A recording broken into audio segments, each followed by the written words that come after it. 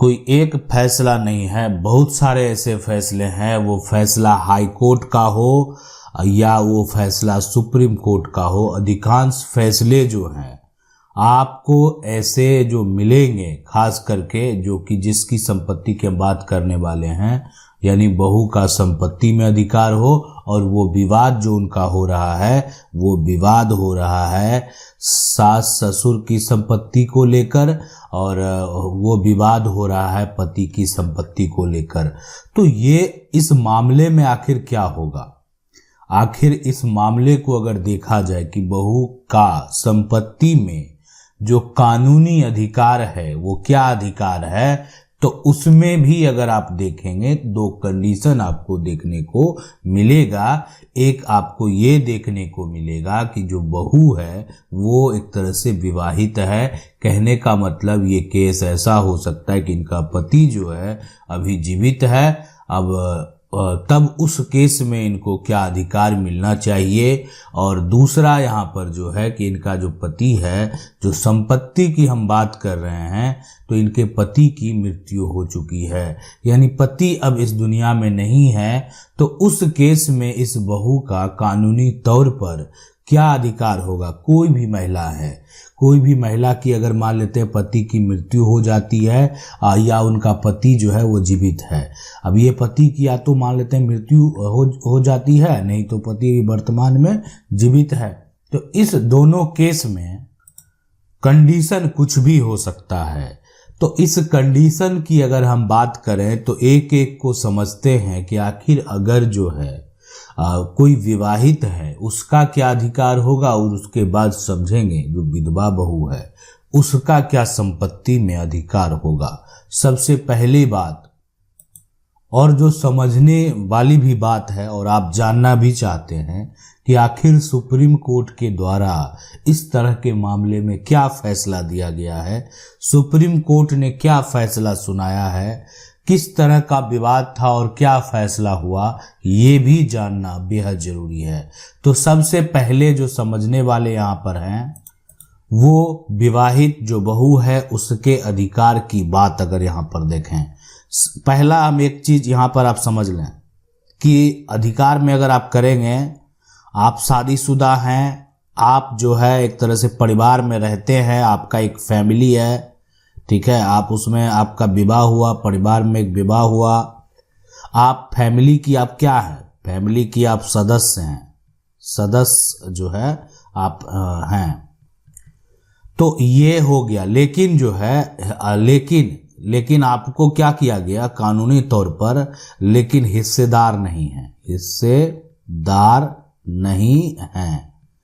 इस महिला से जो आप हैं उनसे जन्म अगर कोई बच्चा लेता है वो हिस्सेदार कहलाएगा, आप हिस्सेदार नहीं हैं।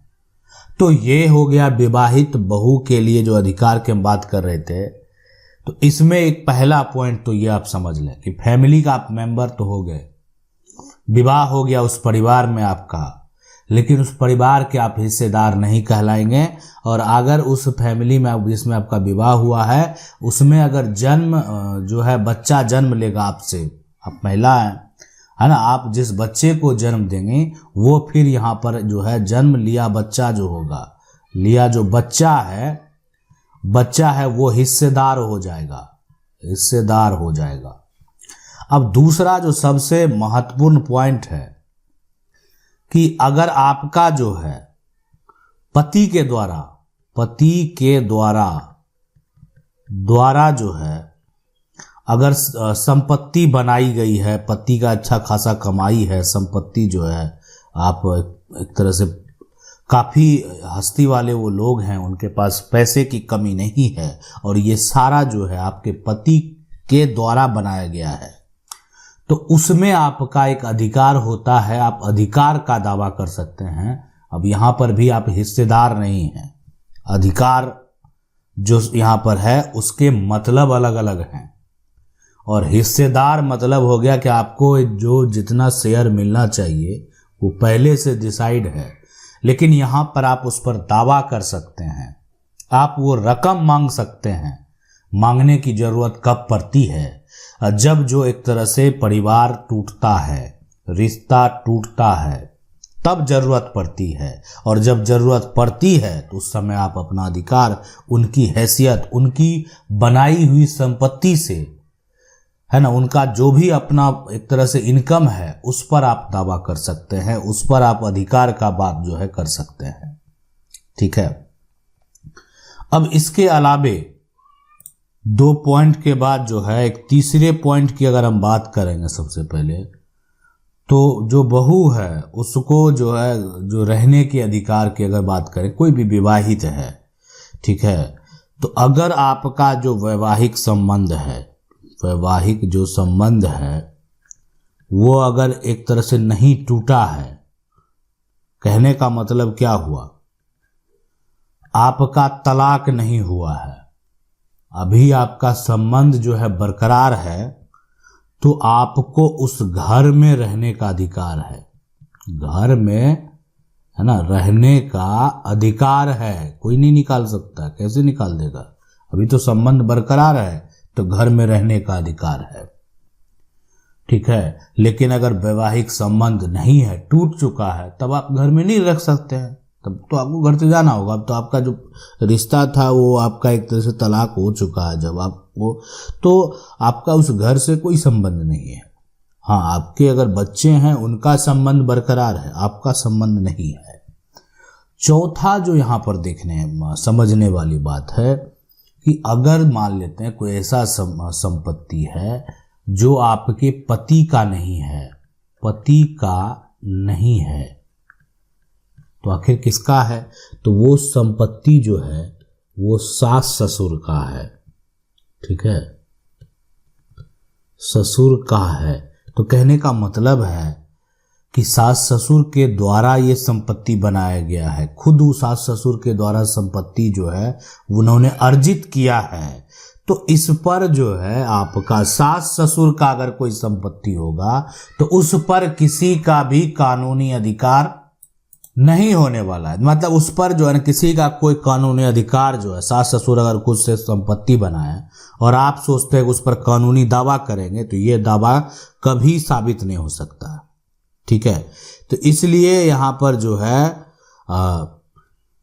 आपका ये कानूनी अधिकार है। अब उन अधिकारों की हम बात करने वाले हैं, ठीक है, जिसमें कि एक शब्द में अगर कहा जाए कि क्या जो है इस जो बहू है, क्या उनका कानूनी तौर पर अधिकार है, तो हम आपको बता दें कि जो ससुराल का संपत्ति है, खास करके जो विवाहित जो बहू है उनके बारे में बोल रहे हैं, ससुराल की संपत्ति पर जो है, संपत्ति में आपको कानून जो है कोई अधिकार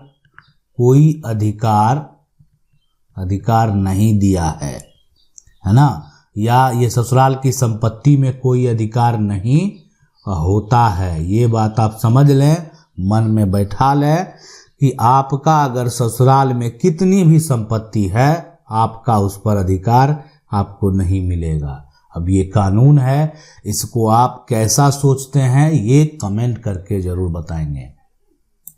लेकिन इसी में ससुराल का संपत्ति पे तो अधिकार नहीं है, लेकिन ससुराल की संपत्ति अगर उनके पति के हिस्से में आया है, ठीक है, तो उसका उनको अधिकार होगा। पति के जो हिस्से हैं, डायरेक्ट इसका गलत मतलब इस लाइन का नहीं निकालेंगे, हिस्से में जो आया संपत्ति है ना, आया संपत्ति अगर है तो उस पर क्या होगा, उस पर जो है अधिकार होगा। ठीक है, उस पर वो दावा कर सकते हैं। यहाँ पर भी अधिकार है, यानी अगर जो बहू है उनका कानूनी तौर पर ये अधिकार उनको प्राप्त है। अब इसके अलावे देखें, सबसे पहले खास करके जो विवाहित बहू है, ठीक है, अब इसमें यहाँ पर जो है क्या होगा कि अगर मान लेते हैं उनका जो घर है, उसका जो मकान है, उनका जो बिजनेस है, उनके ससुराल में जो बिजनेस है, वो सारा कुछ जो है, या मान लेते हैं वो कहीं किराए पे रहते हैं, तमाम जो है, तो देखें अगर उनके पति का कोई अन्य घर नहीं है तो उनके बहू को जो है वो घर में रहने का कानूनी तौर पर, या ससुराल अगर किराए के मकान में रह रहा है तो भी जो है बहू को भी रहने का अधिकार है। तो ये अधिकार प्राप्त है, यानी बहू को घर में रहने का अधिकार है। घर में रहने का जो है यहाँ पर कानूनी तौर पर ये अधिकार प्राप्त है, और ये अधिकार इनसे जो है कोई भी छीन नहीं सकता है। इस अधिकार से इनको कोई भी वंचित नहीं कर सकता है। तो ये आपकी दावेदारी है, आप दावा कर सकते हैं, और आप अपने अधिकार को अब अच्छे तरीके से समझ गए होंगे कि आखिर बहू का संपत्ति में क्या अधिकार है। और ख़ास करके हम जो अभी बात करने वाले थे या बात कर रहे थे, और वो विवाहित बहू का संपत्ति में अधिकार और विधवा बहू का संपत्ति में अधिकार। लेकिन जो विवाहित बहू का संपत्ति में अधिकार है, इसको आप समझ गए होंगे, लेकिन हम आपको जरूर आगे बताएंगे विधवा बहू का आखिर संपत्ति में क्या अधिकार है, वो क्या दावा कर सकती है, वो कैसे संपत्ति जो उनका जो हक है कानूनी तौर पर, विधवा का जो हक है, अब वो और जो विवाहित बहू का हक है, वो दोनों में क्या अंतर है। आखिर किसको वर्तमान में अगर देखा जाए तो संपत्ति के मामले में, प्रॉपर्टी के मामले में, ठीक है, कि किसको अधिकार है, पति के जीवित रहते अधिकार है या पति के मरने के बाद अधिकार है, ये भी सही तरीके से जो है समझ लेंगे। आशा करते हैं वीडियो अच्छा लगा होगा। वीडियो को लाइक जरूर कर दें। चैनल को पहली बार देख रहे हैं, सब्सक्राइब करके जो बेल आइकन है उसको जरूर दबा लें। मिलते हैं अगले वीडियो में, तब तक के लिए जय हिंद।